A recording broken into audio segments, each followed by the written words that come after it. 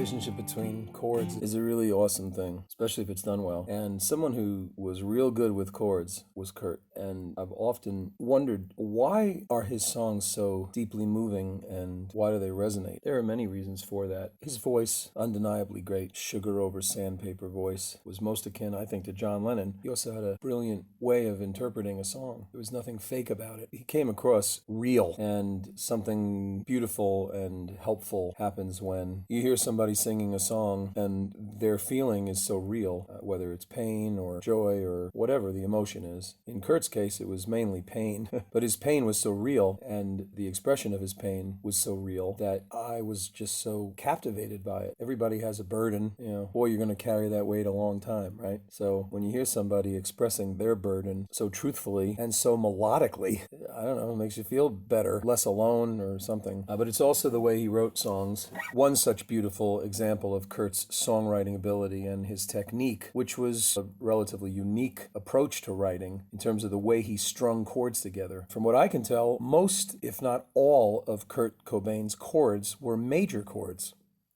Everybody uses minor chords. Kurt really didn't. There might be an A minor in Penny Royalty, but for the most part, these are major chords, or they're just full power chords. No third. Chords are made up of 1, 3, and 5 of the scale. A power chord is really just the 1 and the 5. So in an E power chord, you get the E and the B. And that's powerful. That's Pete Townsend. It's an effective device. So Kurt was using power chords, but he was using major chords. But the key to Kurt as a writer is the relationship between the chords he was using. He would often use the relationship between two chords in a minor or flatted interval. An interval is the distance between two notes. If you were to play an E chord and then you were to play a G chord, that's a 1, right? If E is your 1, G is your flat third, because in E, F sharp, G. But the flat third is G, and that's dark. G, G. And is the friend I do, get to land. Wow. There's something about that relationship. But they're two major chords. There's no minor going on there. It's just the interval between those two chords is a minor interval. It's a minor third relationship. In terms of songs, let's take a look at Dumb. I'm not like them. I can pretend the sun is gone, but I have a light. The day is done, but I'm having fun. I think I'm dumb, but maybe just happy. Think I'm just happy. All right. I think that's great. Let's take a look at it musically. First of all, you got the verse, and then you get the payoff chorus, which, similarly to Beatle writing, is just one line. I think I'm just happy. Think I'm just happy. Da-da-da-da. Think I'm just happy. Ooh. D, G, F, B flat. They're all major chords. You get your 1 chord, you get your 4 chord, which is G major. But then he subverts it. He goes to the F chord, which is the flat 3 chord, and he goes to the flat 6 chord, which in essence, the relationship between F and B flat is the same as the relationship between D and G. D is a 1, G is a 4, F is a 1, B flat is a 4. But stringing them together in that sequence,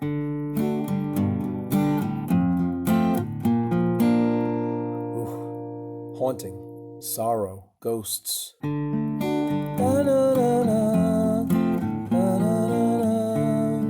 So simple. That's the whole thing. But in those 2 melodic phrases, strung across those 4 chords, you're getting a whole lifetime told to you without even looking at the lyric, which is also powerful and profound. There's something so sweet about that too. La, da, da, da. It's in the relationship of the chords, the way the B flat resolves back into the sweetness of a simple D chord. La, da, da, da. That's bright. Major chords are bright. Minor chords are dark. Kurt Cobain figured out a way, and I think he did it instinctively. I don't really know if he was doing it on purpose or not. I would guess he was just doing it by ear. It's what sounded good to him. It's what sounded true and real to him. So he's using these relationships to convey his emotion. the sadness. La, da, da, da. And round we go until we go, I think I'm done, but maybe just happy. And then the chorus section gives you the 1 chord straight up to the flat 3 chord, the F chord. Maybe just happy. That's the major 3rd note on happy. He's so smart. Text is saying, well, maybe I'm just happy. I think I'm dumb, but maybe just happy. And every time he says the word happy, it resolves to the happy note.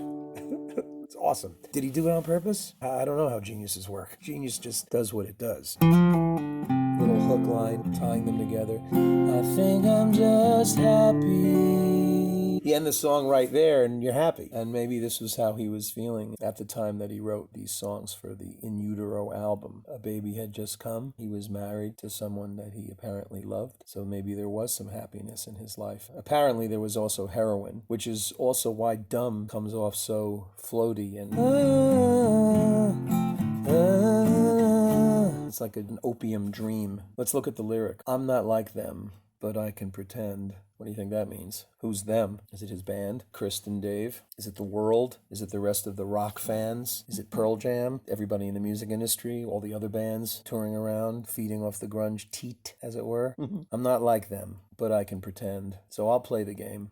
I can play the game. This is a poet, by the way, just letting everybody know. The literal sun is gone. It's dark out. Maybe it's the nighttime, but I have a light because I'm in love and there's a baby in that crib. Or the sun is gone in my life because I live in darkness. Oh boy. But I have a light. The day is done, but I'm having fun. I think I'm dumb, but maybe just happy. Wow. That's kind of the feeling you get when you're in love. Then he says it over and over again. The use of repetition in pop songwriting. Powerful tool. It helps us all memorize it quickly and remember it forever, especially if it's tied to a melody this good. I think I'm just happy. Musically, like John Lennon, Kurt Cobain was capable of coming up with melodic phrases that mirrored what he was saying. That melody is the perfect equivalent of saying, I think I'm just happy. And what a fabulous way to say you're in love without any corniness at all. I think I'm dumb for feeling this way. My heart is broke, but I have some glue. Help me inhale and mend it with you. That's a way of saying I love you and you're helping me. Wow. We float around, hang out on clouds. That's love. That's also heroin. Drug use can get you there too. Better love, I think. But who's to say? Could he have written this great song and the rest of the songs on In Utero without using heroin? I don't know. It probably helped him though, come up with these emotional landscapes. We float around, hang out on clouds. Then we'll come down and we'll have a hangover.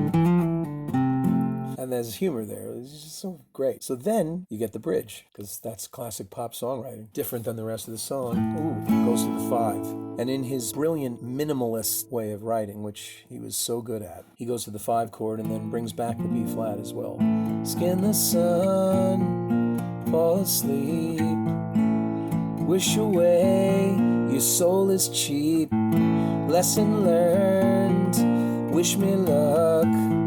Soothe the burn, wake me up. I'm not like them. And then just like the Beatles, he just does the first verse and chorus again. That's all you got to do. I wish it were that easy for everybody. So moody and there's such a heaviness, but it's also so beautiful. La la la, la la la.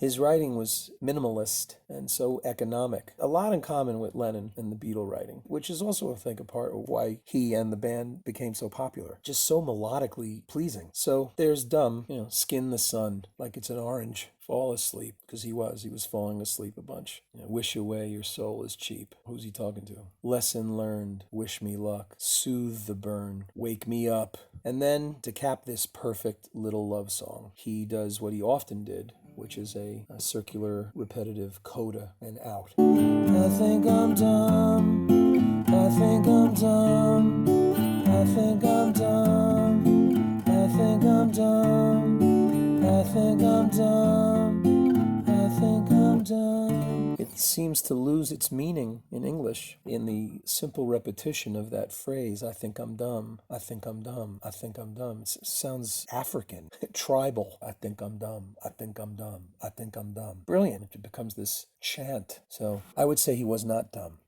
I'm not like them, but I can pretend. The sun is gone, but I have a light. The day is done, but I'm having fun. I think I'm dumb, but maybe just happy. I think I'm just happy. Skin the sun, fall asleep. Push away, your soul is cheap. Lesson learned, wish me luck. Soothe the burn, wake me up. I'm not like them, but I can pretend. The sun is gone, but I have a light. The day is done, and I'm having fun. I think I'm dumb, maybe just happy. I think I'm just happy. I think I'm dumb. I think I'm dumb. I think I'm dumb. I think I'm dumb. I think I'm dumb. I think I'm dumb. I think I'm dumb. I think I'm dumb.